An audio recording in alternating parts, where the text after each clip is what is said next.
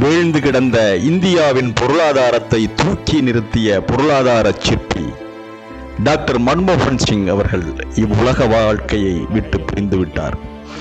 இன்று அவருடைய உடலுக்கு ஏராளமான அரசியல் தலைவர்கள், பிரதமர் மோடி முதல் எதிர்க்கட்சி தலைவர் திரு ராகுல் காந்தி மற்றும் சோனியா காந்தி, மல்லிகார்ஜுன கார்கே என அனைத்து கட்சி தலைவர்களும் இறுதி அஞ்சலி செலுத்தி வருகின்றனர்.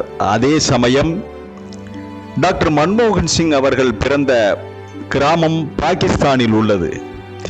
கா என்ற பெயரில் அழைக்கப்படுகின்ற அந்த கிராமத்தில்தான் மன்மோகன் சிங் பிறந்து அங்கேயே படித்திருக்கிறார். தன்னுடைய பள்ளி படிப்பை அங்கேதான் தொடர்ந்திருக்கிறார். அந்த பள்ளியில் அவர் பெயர் உள்ள அந்த ரெஜிஸ்டர் புத்தகம் இன்றும் மிக மிக கவனமாக பாதுகாக்கப்படுகிறது.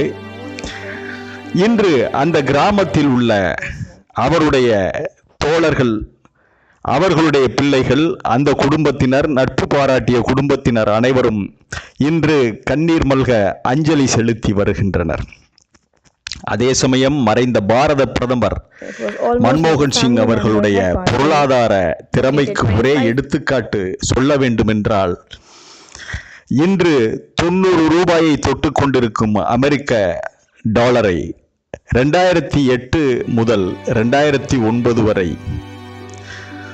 38 இந்திய ரூபாய்களுக்குள் சிறைப்பிடித்து வைத்திருந்தவர்தான் திரு மன்மோகன் சிங் அவர்கள்.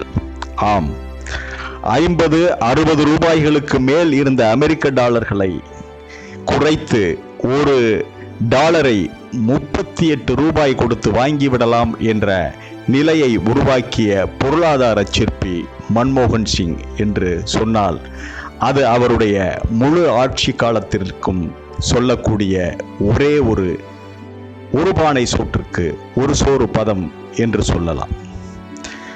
தொடர்ந்து இணைந்திருங்கள் பேச்சுரிமை யூடியூப் சேனலுடன். ப்ளீஸ்